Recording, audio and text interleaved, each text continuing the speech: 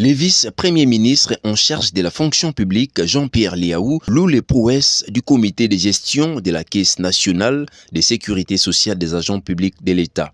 Grâce à un bilan fructueux en 2023 et une feuille de route clairvoyante pour l'année 2024, Junior Mata et Christian Tungila, respectivement directeur général et président du conseil d'administration de la SENSAP, reçoivent les éloges de leur ministre des tutelles, Jean-Pierre Liaou.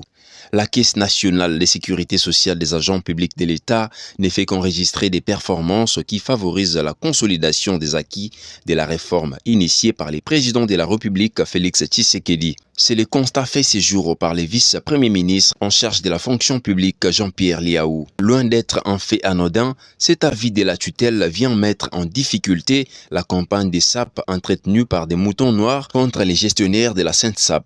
Qualité de la gestion, accroissement de l'activité, performance financière, indicateurs verts, rapport annuel très attendu. D'un pas ferme, la SENSAP continue de braver et relever les immenses défis de gestion qui se dressent devant elle. Ces points d'arrivée se transforment inlassablement en point de départ. Un rouleau compresseur, véritable machine dans la sphère de l'établissement public congolais.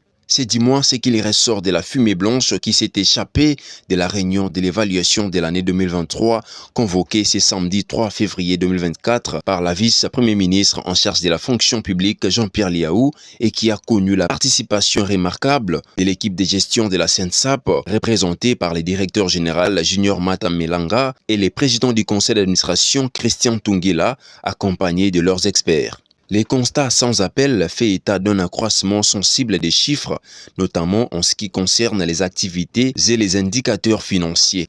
Une balance largement positive.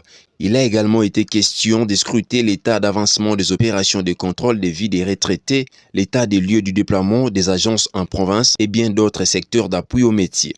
Les satisfecits étant total, la tutelle n'a pas manqué d'adresser ses vives félicitations à l'équipe dirigeante qui, à l'occasion, a annoncé au vice-premier ministre le lancement de l'audit qualité de surveillance du système de management de la qualité de la SENSAP qui intervient ce lundi 5 février 2024 par la firme certificatrice AFNOR.